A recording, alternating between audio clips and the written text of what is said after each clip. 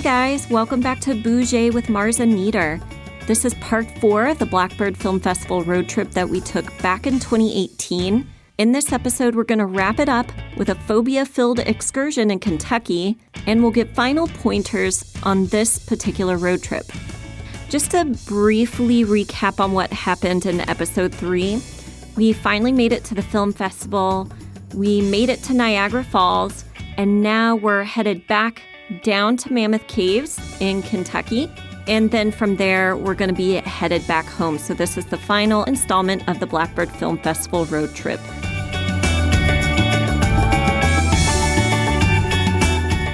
Mammoth Caves was 10 hours from Niagara. By this time, it was afternoon. Right. And we were so tired. Yeah. So number 1, we were tired. Number 2, I decided we should listen to a podcast about serial killers. We were going through the not-so-scenic route through Ohio. Oh, my God. It was rainy. The Welcome Center was not very welcoming. It looked like the entry to a subway station. Right. It looked more like a prison. It was so dark, and it was just like a big concrete block, and wrote the name Ohio across the top of it. The whole state just seemed that way, like gray, yeah, just and gray dreary. And dreary. But, you know, to be fair, again, the factors were we were tired. We listened to a podcast about serial killers. It was rainy and drizzly the whole way, well, almost the whole way through until it was like nighttime. And by that time, where were we? Cleveland? Was it Cincinnati? Were we? When we crossed over to Kentucky, yes. Ah, okay. Yeah, because I remember I said, I wonder if WKRP is still in Cincinnati. Right. Because we passed by the Bengals Stadium and stuff. Mm-hmm. And we were like, oh, well, this looks like it would be a pretty city to visit. We were really pressed for time. Right. Because we ended up not getting to Kentucky till, again, like probably 2 or 3 in the morning. Yeah. Because we were only there for like a few hours before we had to get up and go to the Mammoth Caves to catch the tour. Right, because we did pre-order tickets. Right. And of course, we ordered tickets for the earliest possible tour, which started at 9? And it's a 4-hour tour. Well, we had to get on the road for no later than like 3 o'clock that afternoon in order to make it back to New Orleans in time to turn the car in, which was supposed to be at 11 o'clock that night. Right. But thank goodness, like, we thought about it ahead earlier and called in and asked for more time. I think our hotels actually got progressively better. Yeah. So Kentucky, thank you for having a great hotel for us to stay in. And thank you for the next morning brightening my world, because when we went to our complimentary breakfast, which I have to admit, every hotel we stayed in had a complimentary breakfast. Yes, so we were able to get up and at least have a free meal at the beginning of our day, which pretty much sustained us most of the days, because a lot of the times we didn't eat until late that evening. Right. So we were actually only buying 1 meal a day. We just weren't really thinking of food we were just driving. We still had those snacks, like those nuts and M&Ms and stuff in our car that we were snacking on along the way. When we got to Kentucky, when I saw the Welcome to Kentucky sign, I wanted to jump out of the car and kiss the sign, even though we were in the middle of a bridge. Mm-hmm. Second of all, we wake up. The first morning we're in Kentucky, wake up to go to breakfast, which was a very good breakfast, actually. It was one of the better ones, because they had eggs and bacon and biscuits and all kinds of good stuff. It was so good. And they had hot sauce. But the bonus thing was when I saw a bottle of Louisiana hot sauce on that table, I almost cried. Right. You don't even imagine how much a bottle of Louisiana hot sauce could bring a tear to a Louisiana girl's eye, but it did. The next morning, we wake up. We have to be at Mammoth Cave at the tour started at like 9 in the morning. I think it went from like 9 to 1 or something like that. But let me tell you, I mean, when we were coming in at night, we really didn't get to see a lot of the countryside. Right. Topography. The morning came and we drove and it was so beautiful. I mean, it was green again. And it was the trees still were rainy, but it just was lush. It wasn't dreary like in Ohio. It was just gray, and it was kind of like waking up like on the Wizard of Oz when she went from the black and white to the beautiful, colorful everything. That's kind of how it was, like from leaving Ohio where it was gray and black to beautiful green Kentucky. Yeah, it was absolutely gorgeous. But we get to the Mammoth Cave Park. Mm-hmm. We get to the visitor center. We get, our tickets from the will call. I noticed that Anita is acting rather strange. And I'm like, what is going on with Anita? And we were in the gift shop looking around. Right. We're looking at the gift. And I'm thinking to myself, we're just waiting here for them to call us over to catch the bus and talk to the ranger about the tour. And she's just acting really super weird. And I look over at Margaret. Now, mind you, I didn't let her know anything. But the whole night before, I was dreading this part of the trip because I know I'm claustrophobic, okay? But being the friend that I am, I was like, okay, well, I'll do this for her because she really wanted to go to the Mammoth Caves, and I didn't want to be like, no, I don't want to go because I'm claustrophobic. I was just going to try to beat my phobia that day. Right. She's going to try to beat her phobia with a 4-hour underground journey through some caves. Like, that's how she's going to beat it. And she didn't tell me anything. So we get into the kind of like a visitor center. And so I asked a park ranger that was walking around. I'm like, so how, because I'm thinking if it's a big open cave, I'll be fine. I'm like, how tight of spaces do you have to go through? And she said, oh, well, some of them you can put arm's length out and touch the walls. And I'm like, oh, okay. See, just talking about it right now is making me hard to breathe. Oh, my goodness. So what happens is we hear the announcement to go ahead and meet at one of the shelters to meet the ranger. Right. So then we get to this little shelter area and the ranger shows up. There's other people waiting for the tour, and he's like, okay, everybody, I gotta do a rundown of the tour. Anita, do you want to tell them about this rundown? Right. He goes, I'm going to give you a checklist of things, and if you have any problems with any of the things on this checklist, I suggest you don't take this tour. He said, for one, if you're claustrophobic, I suggest you not take this tour. I said, check. If you have trouble climbing steep places or you have any lower back problems, I suggest you not take this tour. Check, check. I suggest if you have fear of dark places or tight places, because there will be some times where we're squeezing through some very tight places, that you not take this tour. Check again. And then he said something, and he said, oh, and there will be bats in there. I was like, I looked over at Margaret. I don't even know what the expression was on my face, but I know I was near tears and I couldn't breathe anymore by the time he got through naming off everything on that list. She was about to cry. I could see tears in her eyes. I was like, you know what? Don't go. I looked over at her and I said, would you be really mad at me if I didn't go with you? And I was like, nope. She said, but what are you going to do for 4 hours? I was like, I'll go sleep in the car. Just don't make me go down there. The devil lives underground. Oh my God. And I, can just imagine them trying to get this passed out Anita out of this cave, like in a stretcher, like trying to get her out. I didn't want to ruin it for everyone else. I didn't want to go down there and start having a panic attack or anxiety attack or go into some sort of seizure or something and then ruin the whole tour for everyone else. So I figured I'd just assume, because he kept saying, there's like, if you get to a certain point, there's doors, exits that you can get out. Right. if you're feeling a little uncomfortable or whatever. But I just knew that the minute I would have gotten there and knew that I was underground with no escape route and no way to see light, that I was just going to be done for. Yeah, I mean, if you couldn't even get up the stairway in that monument in Gettysburg, there's no way you could have gone down the first set of steps going into the cave, because it was kind of tight. And there were these cute little bats. I mean, they were so tiny, so cute. They were like little mice with wings, just kind of like, hanging on to the ceiling. They were so stinking cute.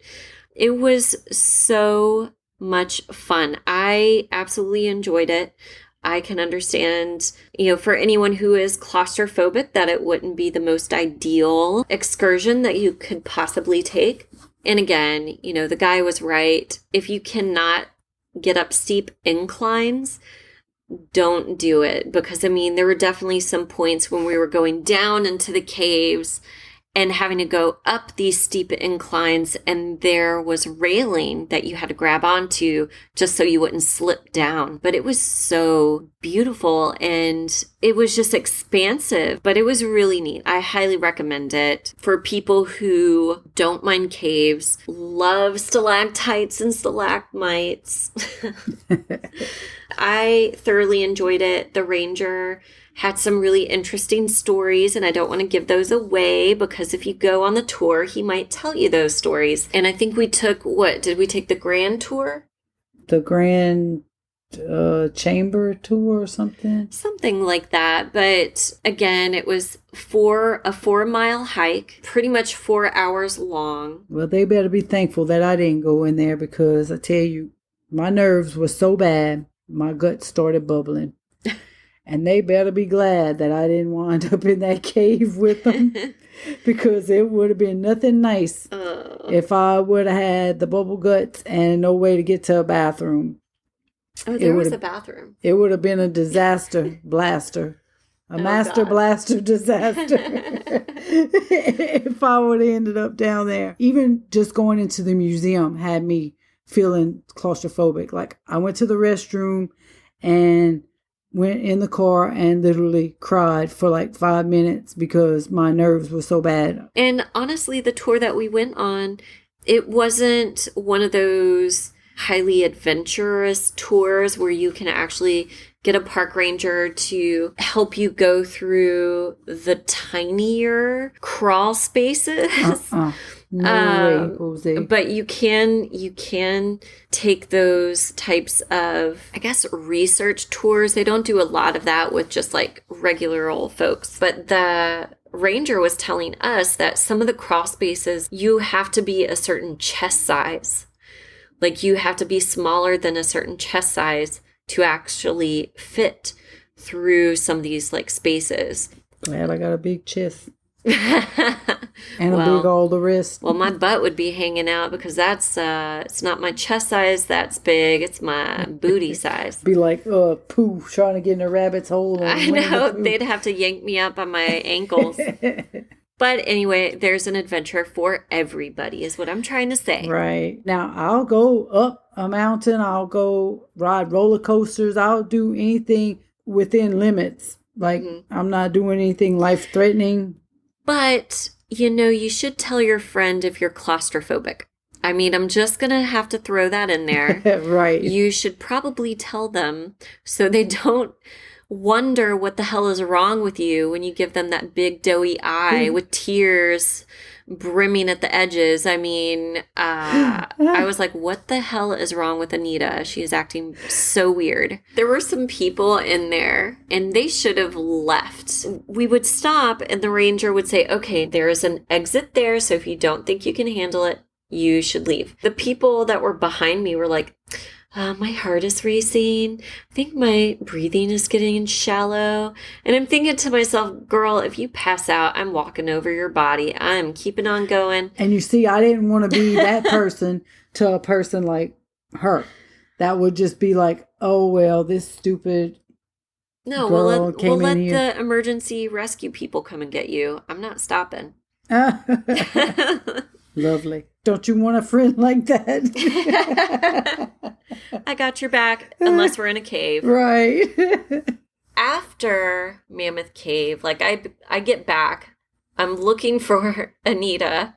She tells me about her explosive diarrhea that she had after she had her panic attack. Then we're like, great, let's go get lunch because we're hungry. Yeah, and, I was empty by that time. Right. So we kind of travel back towards our hotel. Right. And we come across I don't know, buffet. it looked like an old well, the place that we went to when we went inside where we bought that jelly and stuff. Oh, that was the first place we went to, but it was like right next door to yeah. this like buffet place. It looked like this old general store. Right. And it had some old general store stuff in it. Right. Too. It was like beautiful. A bunch of antiques. I could have spent all day in there looking around. Oh my goodness. Yeah, there's so much to see. Right. Old oil lamps and old farm equipment and old signs from like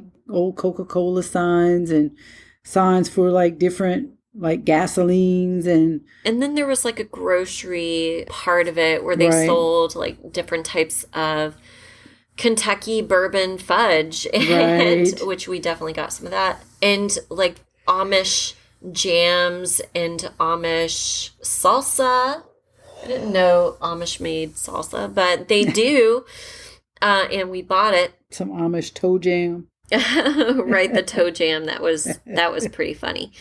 Right. What was that? Tangerine, orange, and elderberry? Yeah, I think so. Right. Sounded delicious. Oh, we tasted it. It was delicious. Oh, that's right.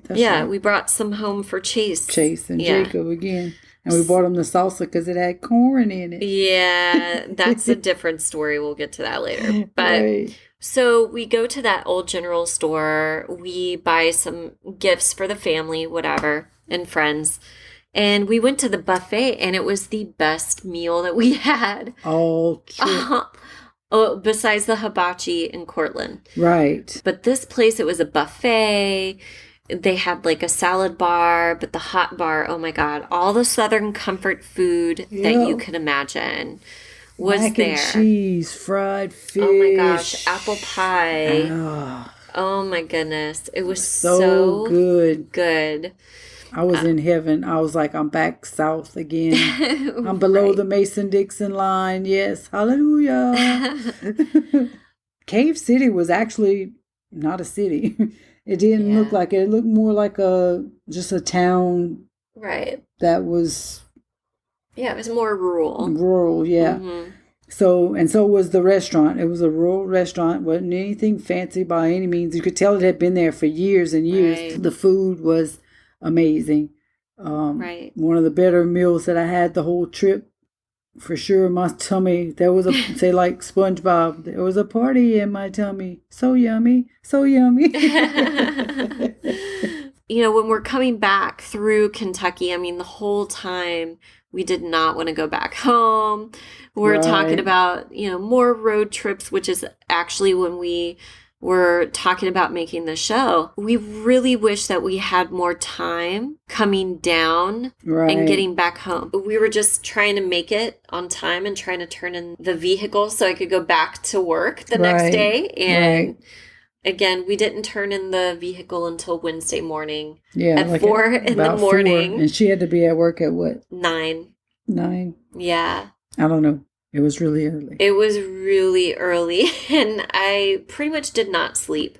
So went off of no sleep straight into work the next day. Honestly, folks, I do not recommend that. Safety first. If you are on a trip and you are driving and you are tired, please pull over and get some sleep either at a rest stop, or if you have to get a hotel, get a hotel. But please be safe on your journeys. Right. If we would have slept as much as 8 hours a night, we would have missed a lot. We really would have. So it's good to, if you're going to travel a road trip like that, at least travel 2 or more people so you could take turns driving while the others sleep. Right. Because that's what helped out a lot. Was like, especially at night when you can't really see anything. Right. You know, one person can sleep while the other one drives, and then you switch out. Because then you're not really missing anything, but you're actually still moving along. I would definitely say the next time if we traverse across the U.S. like that, right, then I should definitely take off more PTO or time off, because that was definitely not enough time to comfortably see everything. Right. I think if we would have scheduled a 10 day, days. a day for each state, it would have given us time to do a little bit more exploring, especially absolutely. coming back. At least if you say, okay, well, I'm going to spend today in Georgia, or I'm going to spend today in Virginia. It gives you time to kind of explore, like while you're passing through the whole state, like stop at one historic place for a couple hours and then go to another historic place for a couple hours. Kind of like what we did going up to Cortland. On the way coming back, we didn't plan on stopping anywhere but at Mammoth Caves, so it didn't give us much time to explore like Ohio or any more of Kentucky. I know one place in Kentucky I want to go to if we ever go there again is to the new Noah's Ark exhibit. I don't know if I would like it. I'll show you the pictures and you'll see. Yeah. Because I think I'm fascinated by it, so I know you would be, because we pretty much have the same taste and stuff. Yeah. So most of the time. I didn't even see that sign. Was it like a brochure that we saw? No, my cousin and then went, his wife went, and they took pictures. And it's actually like they have life-size replicas of the people that were on Noah's Ark and life-size replicas of the animals. They even had dinosaurs on there, like 85 different types of dinosaurs on there.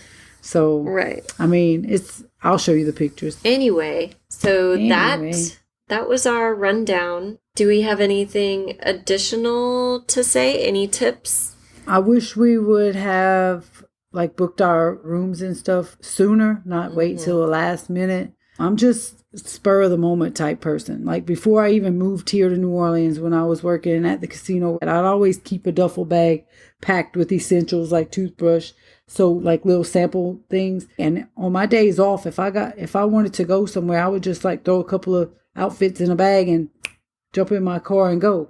Never planned anything. Would just be like, oh, I feel like going to New Orleans for a couple of days. Let's go. My boss was even like, are you going on that trip next week or not? And I'm like, I don't know. Right. You know, and until we booked everything, I wasn't even certain we were going to go. And then after the fiasco with getting the rental car, I didn't think we were going to go at all. Oh, no. We were going to go. I was like, absolutely not. I asked for time off. Right. We booked the damn hotels. We are going to rent that damn vehicle and go to the film festival. But and the funny thing about it was the very vehicle they told me they couldn't rent to me. that they couldn't rent to her because she didn't have a credit card was the very same one that we picked up later when I got it with my credit card. So, Anita, you mentioned the AARP discount. You know, that's another thing that can help you out if you because I think that's what I went through to get the hotels too. Right. Was through AARP. Yeah. So if you are a member of a certain group, you can try to reach out to that group and see if they have any discounts that they can offer to make your travels a little bit cheaper and more on a budget. Well, and now I have a Costco card, which offers all kinds of travel incentives. I have Sam's card that offers travel incentives through their membership. You know, even with Uber and Lyft, I can get discounts on certain travel things. But, you know, you just check through them all and see which ones offer the better discounts. And also, you know, if you're a student or if you're military, I know, especially down here, you can always ask if they have student rates or military rates to try and get that price down. And also Groupon. Honestly, like this summer, my grandson was here, and if it hadn't been for Groupon, I would not have been able to do a lot of things with him. But I'll go on Groupon, and, you know, you can get your local Groupon stuff, but you can also get stuff like all over the United States that's discounted, like meals at restaurants or, sightseeing places, tourist places. There are several ways to save money on travel. I'm the type of person, I've never been anywhere, and I've always been not afraid to travel, but I've always been in the mindset, I can't afford to travel. I can't afford to go anywhere. Mm-hmm. Last year, thanks to Margaret, I realized that, yes, I can afford to travel because we went to Orlando for a film festival. Right. We went to Disney World, which is a whole nother podcast about that trip. Then I went on my first cruise in September with my cousin that I got at a very reasonable price because we ended up sharing a room. The more the merrier, because then that's the less amount you have to pay. Right. The more people you can pack in a room, the less your bill will be. Because when we went to Orlando, it was like 4 of us, so we didn't want to pay anything, and we were there for 5 days. Right. And that's another episode that we'll get to.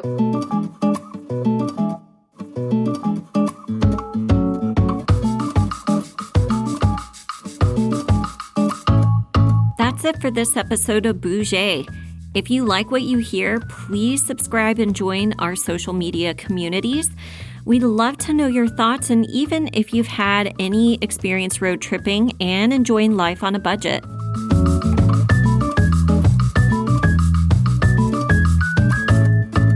Join us on Facebook, Twitter, Instagram, and YouTube.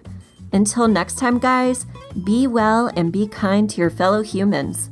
Bye, y'all. Thanks for listening. Thanks for listening.